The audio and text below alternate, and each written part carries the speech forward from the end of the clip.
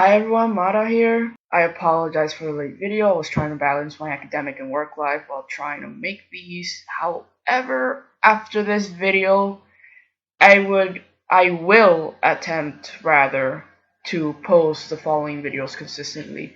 Preferably Sundays, that's what I'm aiming for. Also, I made some recording mistakes, but I should be able to make higher quality videos and less errors, such as getting a better camera, paying more attention to lighting, making sure the camera doesn't corrupt my recordings, probably a better microphone because I'm not sure I'm not really very confident with this one, and it's my first time doing voiceover. But it's better to learn these things anyway while the channel is small. Anyways, like the title indicates, this is just a traditional time lapse that I did. I sketched it, inked it, and colored it with Crayola color pencils, believe it or not. The point of this video was mainly to show that you could just color away with any brand. Granted, as long as it's for practice and improving. But you can invest on a very cheap brand without having to do all this research and spend money on the recommended brands, because if you're starting out on traditional color pencils, you wouldn't really know how to start off.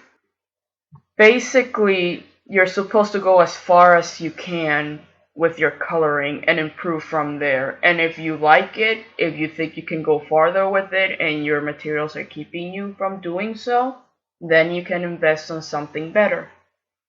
And I've seen really beautiful artwork done with Crayola crayons and a limited amount of markers. There was even a video on YouTube with someone doing artwork with ketchup and french fries. You can look it up if you want. Granted, this isn't really the approach you should be going anyway, but if you want, especially for a challenge, you can. But for this case, let's just start with very simple materials, very cheap stuff to practice with, and then upgrade from there when you're confident with your drawing and coloring skills. But more about this later. For now, I'm just going to talk about the sketch and inking. So here's just a basic sketch of a couple of Pokemon I just drew. They were at the top of my head, so I brought them up in paper and pencil, I guess. I wanted to draw Mew for a while, but I never got around to doing that in a video. And Pikachu already featured it in another video, one of the later ones, but I just wanted to see him eat cake that way. And poor Diddle doesn't get any love, so that's how they all showed up. For this sketch, I used a very light pencil. I prefer to use H3 because after I finish the sketch and then I ink it, I could just erase it away much easier. The paper is just big basic paper that I got on my birthday or something. It's 13.5 by 11 last time I checked. Professional artists might recommend a better type of paper because the type of paper does matter when you're coloring. However, for the sake of learning how to color in general, if you're going to start off from the beginning and then upgrade and you're going to experiment first, any paper is fine. Apparently newsprint isn't, but my thing is digital art, so I could be wrong. You're gonna have to ask a professional for that, which is ironic because I'm making a tutorial about how to color traditionally, but oh well. By the way, my hobby for art is traditional art. I do digital art professionally and traditional art as a hobby because it's so much more relaxing. But it is more challenging, which forces me to do all these other things that I wouldn't have come up with in digital art. Smaller canvas, limited materials that I have, trying to make as little mistakes as possible, etc. For inking, I actually use Micron Pigma pens from Sakura. They're really good. I love them. I used to use any pen actually. I never paid attention to it, but these pens are so much easier to ink with. But they are my personal preference. If you have any recommendations, even better, just leave them down in the comments.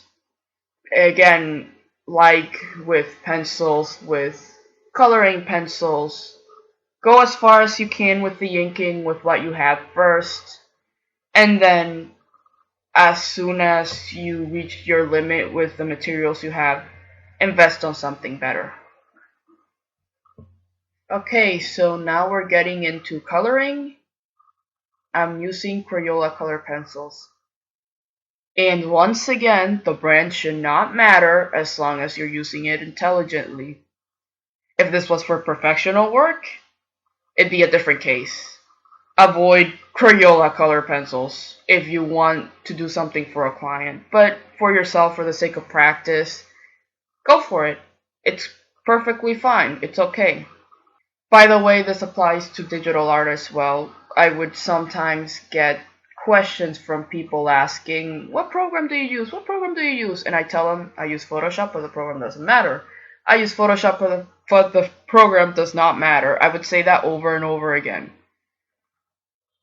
But I keep getting that question anyway because people don't believe me. There's this idea that the material or the program makes the artist, which is not really the case. Also, one more thing, there is apparently a misconception that for drawing and coloring in digital art, you have to get good at traditional art. From my own experience, that's not really true. Because I started off coloring in digital art, I made sure I could go as far as I could with it, try to improve as much as I can, and I still have to improve, but I went pretty far. And then I took all of that I learned and then moved it over to traditional art when I started doing it as a hobby, and so far it worked very well. I still have a long way to go, but it's better than what I used to do before I didn't know how to color at all.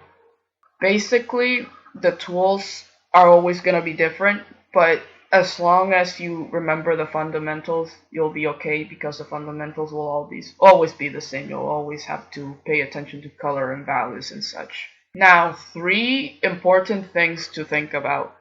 Number 1, color lightly. Very, very lightly when you're starting out. I know it's tempting to just go in and add a solid color and press in the pencil on paper, but don't do that, please. If you do, you will not be able to layer and blend your colors afterwards, which is essential when making up new colors and working out your values in color, especially with limited color pencils like Crayola. Think about it. Also, for layering, you need to know how to blend. Basically, blending involves going with the color pencil very lightly and then one color on top of the other very lightly, and then trying to figure out how to do this gradient thing slowly and very carefully. I did that with some colors that were similar to each other. I used some oranges on Mew very lightly, once again, and some peaches. And then I did this gradient effect with pinks, and then after that I used purples, and so on. I didn't furbish anything. I can't pronounce that word, by the way. But anyway, don't press on the pencil, because when you do press on the pencil, that's when you would finalize your coloring, and that's basically the way of no return. And even then, you wouldn't press on the pencil on the whole picture. You shouldn't. Because if you want to fix some mistakes, you can't. There's just too much wax on the paper. Also, having a separate sheet of paper works very well because you could just experiment on that separate sheet of paper. It's a throwaway drawing, basically. So work out which colors blend better on that separate paper. Test them out first, and then put it on your main piece. Now, lastly, you should pay attention to where your values and color combinations are going to be. Just like when you're testing out blending on a separate sheet of paper, you should also test out your values there and color combinations. You might want your values to have this yellow tone, so let's just test it out on a throwaway piece, for example. When I was coloring my Pikachu, I wanted to have this nice blue hue on his back, so I had to figure out how to mix that with his main color, which was yellow, along with the shades that he had. Go for colors that complement each other, obviously. Personally, I did go nuts because that's how I draw digitally, and I try to transfer it in traditional art, which I stand by what I said. It's very possible to do, but it takes practice because it's a different medium, it's different tools, and it's something to get used to first. I was mainly thinking of ambient lighting, where colors bounce off objects, which is a bit tricky to explain, and I'd rather leave that in a separate tutorial. So this is a different topic for another day. But if you do know how to take advantage of such thing, other than that, I don't think this was a very bad picture. Now, I couldn't get the background to work like I wanted it. It looks very flat. But to be honest, I didn't plan the background at all. I didn't do this background on a separate piece. I just thought that I could get away with it on the last minute because when I was finishing this off, I was going to leave like a white background and like a tablecloth that's like semi-white or so. And then I thought, hey, this feels empty. Let's give it a red cloth and a screen at the back to make it look like they're in a shop that they invaded, where they sell cake or something. Thank you for watching. Here's the final picture if you wanted a better look at it. I will have more mini tutorials like this. We'll also have bigger tutorials. They're more in depth, but they won't come out as often because I'm still working and I'm a student, so mini tutorials will have to be the thing for now. I do speed paints of suggested characters, so don't be shy if you want me to do a speed paint of any character really. Thanks again, and I will see you in 2 weeks.